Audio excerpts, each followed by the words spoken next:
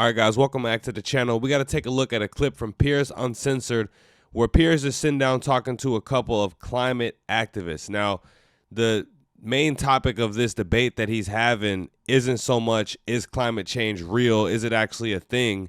It's more so, is the methodology, are the methods that these climate activists are using to get their message across, like throwing paint on paintings and splashing orange powder everywhere and standing in the middle of the street blocking people from getting to work, are those methods actually working? Or do the people who see that just think they're silly, immature, and annoying? Now, me personally, I'm the farthest thing from a climate activist. However, there are a few points I will agree with, some of these people, in which we should be treating the planet better, should be polluting less and doing certain things less. I can agree. I could concede those points. But is doom actually around the corner? Do I think there's a ticking time bomb until all of the pollution just destroys the world?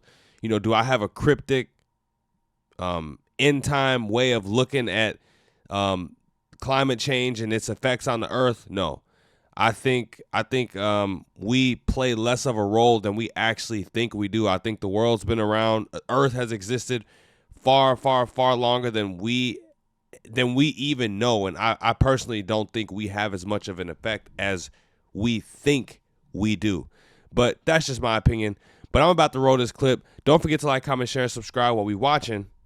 Now let's roll it. Well, joining me now is environmental campaigner Donica McCarthy, Just Stop Oil spokesperson Chloe Naldred, and the former England Test cricket legend Sir Jeffrey Boycott. So welcome to all of you. Well, let me start with Chloe Naldred.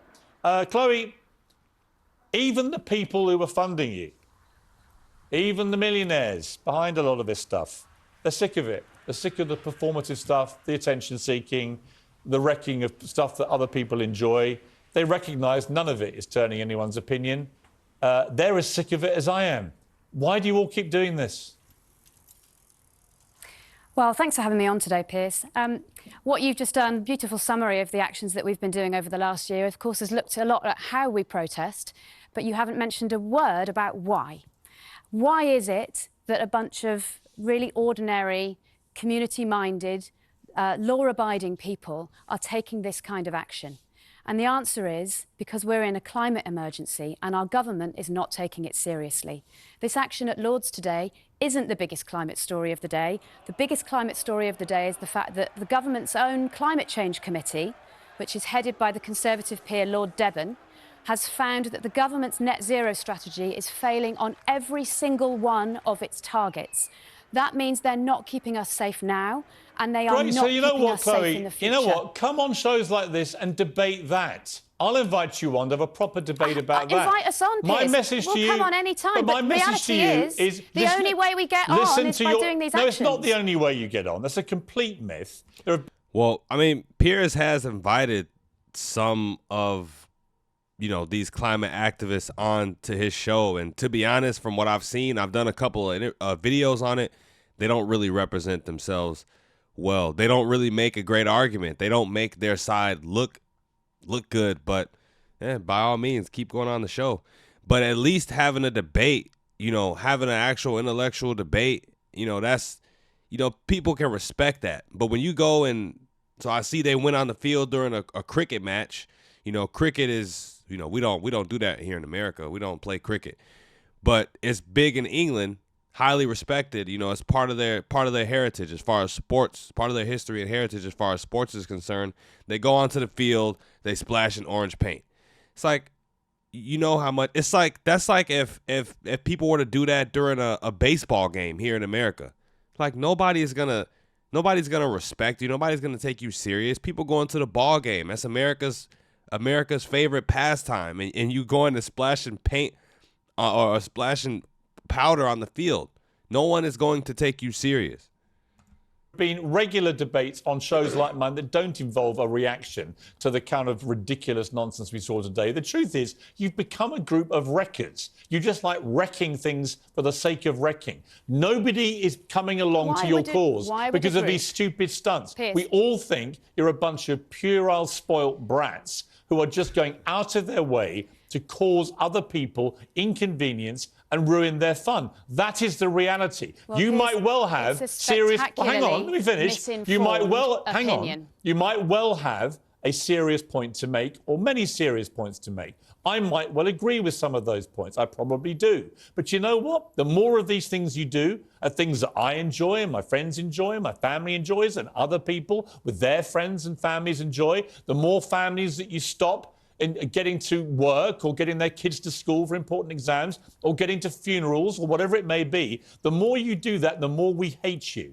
And the more we don't want to have anything to do with you or give you a platform to talk about the stuff that actually is more important, as you rightly say. Why don't you just stop the stupid stunts? Stop wrecking people's lives. This won't stay in the news and it won't stay in the conversation. And perhaps what we're doing by interrupting the things that you need to do that are important to you, that you love, is we're making you think about everything that we're standing for. No, you're not. You're making me think you're a bunch of morons. Lord Debon said today... You're not, Chloe. Lord Debon said Chloe, today... you're not making me think about your cause. Nobody at Lord's today was thinking, God, you know what? This is about climate change. We saw the orange powder, the whole crowd started booing. Unfortunately, England's wicketkeeper, Johnny Bairstow... Are you going to let me talk? Actually, no, I'm going to cut you off. I'm going to go to Sir Jeffrey Boycott. Jeffrey. Yeah, exactly what Piers said. Nobody is looking at the way these people behave and the way they put out their message and going, you know what? I got to take a second look and a second thought about climate change. Absolutely not. You know, there are people who are able to, you know, have a message and portray it and put it out to the world in a way where people will take it seriously, you know, but these people are not doing that. It's just antics. This is almost having the same type of response to it as like pranksters. You know, you can almost throw these people in there with pranksters. It's just getting annoying. Nobody is actually taking it serious. We're just tired of it. It's not having the effect that it's intended to have. Definitely not. Free. You're a cricket legend. Yes. You know, I remember back in the 70s, a pitch being dug up at Headingley, which wrecked a test match in a different kind of protest. But this series of attacks on stuff that most Britons just like watching, the snooker, the cricket, the Chelsea Flower Show, what do you make of it? Does it convince you that you should take this kind of thing seriously? No, I watched it today and I just started laughing. I thought the England players did well, and with the Aussie batsmen, they made a barrier at one end for one of them, so they couldn't get through, and then the staff came on and grabbed him, one rugby tackled him. Johnny picked up the other one, and the orange powder, it actually went on the ground about 8 or 9, 10 yards away from the pitch. Yeah. So it didn't do any damage whatsoever, and I just laughed. I thought it was foolish. I just thought it was stupid. There's a serious point to this, Jeffrey, which is that had they actually got to the wicket itself, you know, these wickets in a test match at Lord's on day one of a 5-day match, they're pretty sacred pieces of land, right? If they got there and begun to do actual damage to the wicket, sprayed their paint everywhere, actually it could have wrecked the entire test match. Yes, and everybody's got tickets for tomorrow, Saturday, whatever day. All the refunding, their absolute few days at the cricket would be spoiled. That's what happened with the George Davis. That's what it was in 75. It was some people got in through the night. They didn't have security guards then or dogs, you know, through the night to stop that. And they dug up the pitch and they painted it.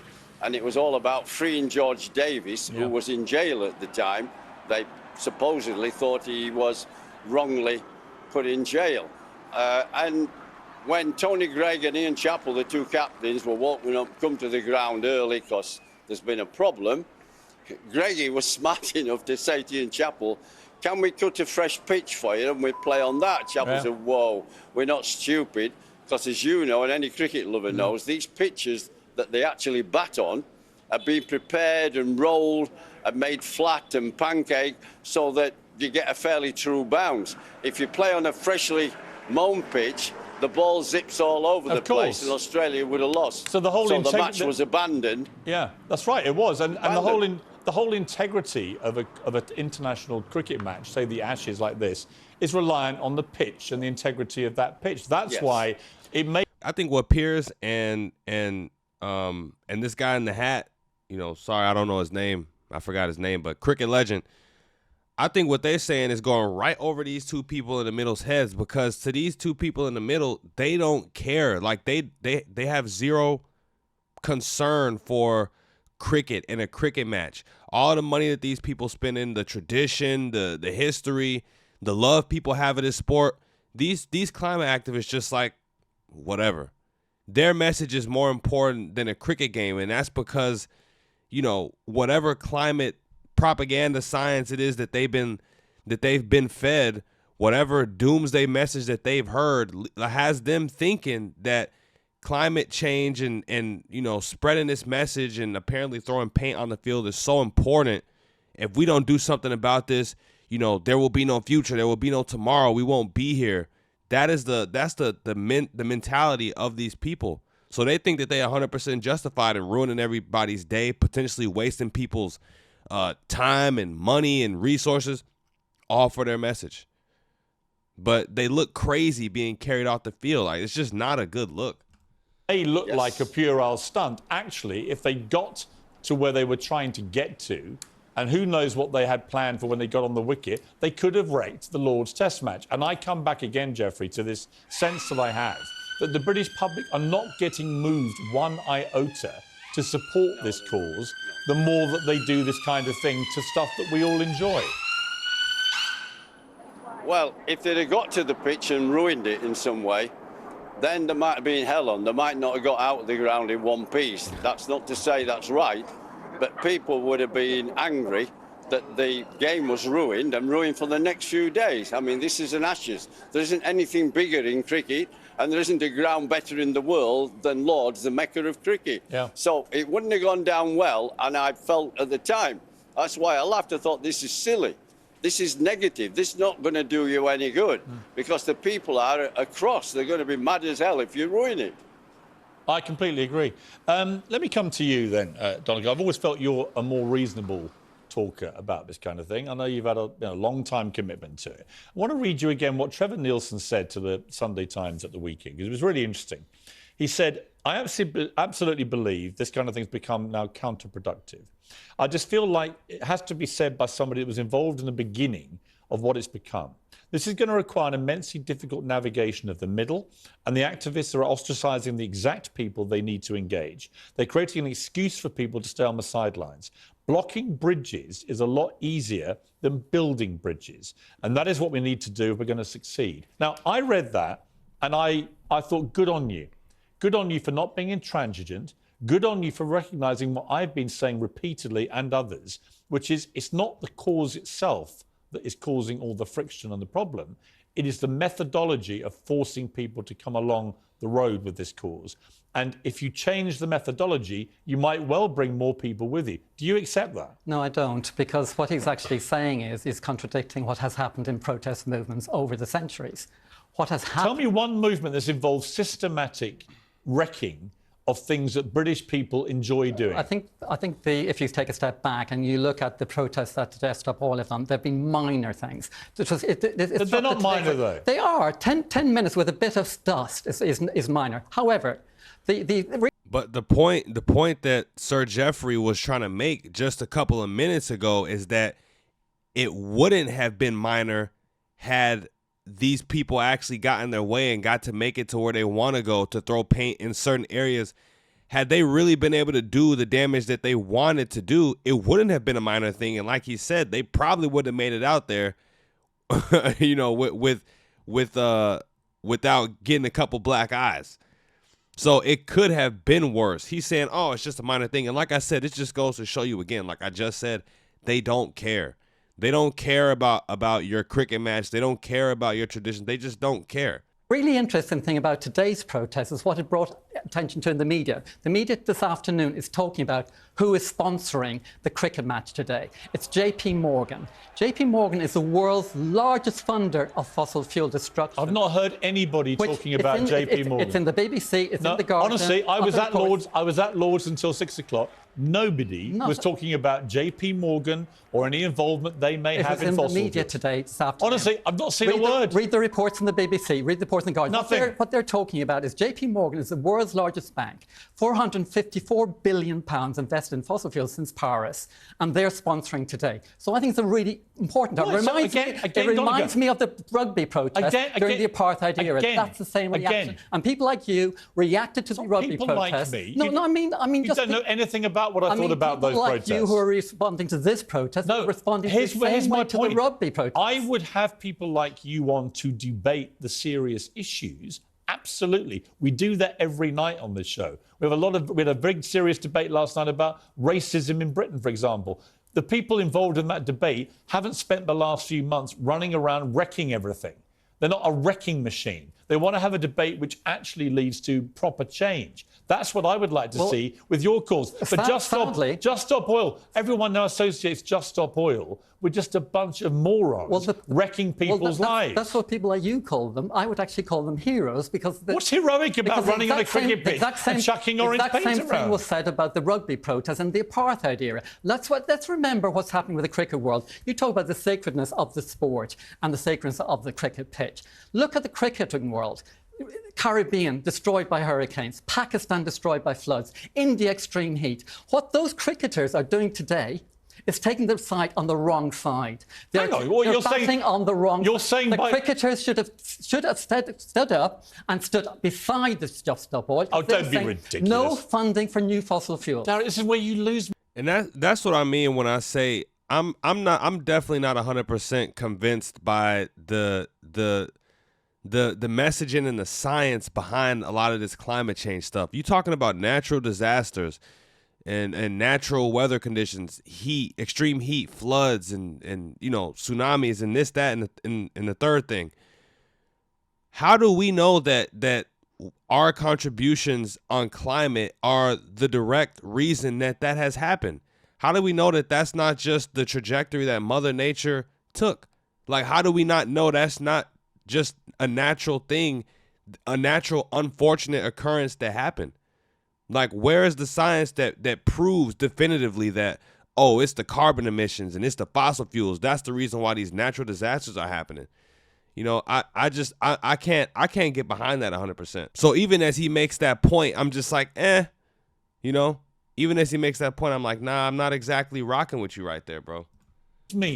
There's a serious debate to be had about what's been going on in the worst countries. I get it. I believe climate change is real. I believe it's dangerous. I believe in the core inherent essence of your protests, right? I just hate the methodology. And so I can tell you, do 99% of this country. They can't stand it. And I can say back to you, I've been involved in this for 30 years. I spent 10 years local campaigning, 10 years in politics. Deputy Chair of the Liberal Democrats. Yeah. I've done campaigning, I've done petitions, I've done marches. And now you're reduced to chucking paint around. No, I haven't chucked paint around. But you're supporting them. I'm actually supporting because nothing else has worked. So please tell me, we've tried politics. Actually, you say nothing else has worked. What can work? The UK has one of the best records in the world in measures to combat climate change. That is an irrefutable fact. And if you deny that, you are actually denying the very thing that you accuse other people of doing, which is reality. There are two things. Britain is better than the world in most countries in reducing the carbon emissions of our electricity system. Everything else, we're disastrous. And the most important thing about Britain, which links to today's protest and JP Morgan Bank, is we're one of the largest funders of new fossil fuels globally. Question for you. Why don't you go to China and India and Russia and pull these stunts there? Why is it only the safe places like the UK that Just Stop Oil chuck this stuff around at major sporting events and things that people love? Let me tell you why. Because there's a moral cowardice at the heart of what you do. It's a bit like Greta Thunberg. Greta Thunberg, you never see her in Beijing ranting away about the Chinese government. Even though the worst polluters in the world are the Chinese. So the people causing the real damage on pollution, none of your protesters have the gumption or the moral guts to go and wreck the lives of those people in those countries because you know what would happen. You pick on the easy places who are doing the most to try and combat it. Hang on, and in the process, You piss off the entire country. I don't get the strategy. Do you accept the point that Britain is responsible for 15% of new funding of fossil fuels globally, and secondly, we're responsible for over 50% I tell you what I do accept. Fossil fuels? I'll tell you what I do. Is that true or not? Here's what I accept. Do you accept that's true? Here's what I accept. I'm not going to quibble individual stats because I haven't got the information. really important stats. Now, hang on. I haven't got that information in front of me. What I would say is, as a broad brushstroke, it is undeniable that the UK is doing more than most countries in the world who are of the prosperous countries, is doing more to combat climate change than most others. That is a fact. What I'm agreeing with you is that we're doing more on our electricity, our own 1%, but the City of London and all corporations are funding 50% here's my advice. Of global emissions. Here's my advice. So we have to protest. Here's my advice. No, you don't. It's a centre of the fossil fuel economy. Come on shows like this and make your argument. And don't go and wreck people's lives. Can you please invite us on with Morgan and Barclays and Shell? All right, let me go to the final word to Sir Jeffrey Boycott. All right, so you guys saw that. Pretty interesting debate. Like Piers said at the end, why don't the Just Stop Oil crew and the climate activists, why don't they go to the countries and the places that are doing the most damage on a global scale when it comes to pollution and emissions and littering and all these other things that are negatively affecting the climate and our environment? Why don't they go there? You know, they probably try to get out of it by saying it's xenophobia or something like that. Another point that Piers brought up and that this guy on the stage actually admitted to is that Britain is actually stepping up and doing things to combat climate change, and they actually are trying to make some progress. And that is probably the most annoying thing about all of this, is that they can't even acknowledge any progress being made. It's just a consistent doomsday message, and the way they are portraying this message, the way they are putting their message out is repulsing everybody. Nobody is seeing what these people are doing and reconsidering anything, hopping the fence and joining their side. They aren't recruiting anybody to their army by doing the things that they're doing. Final message, do I think we should be treating the planet, Mother Earth, well? Absolutely. There's things we could be doing better. But do I think, we got 5 years until the whole thing explodes? No. But that is the science and the message that a lot of these people believe in. And that's why they act as irrational as they do. And like I said, nobody's joining their army. Nobody is being convinced by any of the dumb things that they're doing. They're really just making themselves look foolish. But that's all I got for you guys. Please, please, please let me know what you thought about this in the comments down below. Don't forget to like, comment, share, and subscribe when you're at the door. And hit that notification bell. And until next time, you guys, I'm out of here. Peace.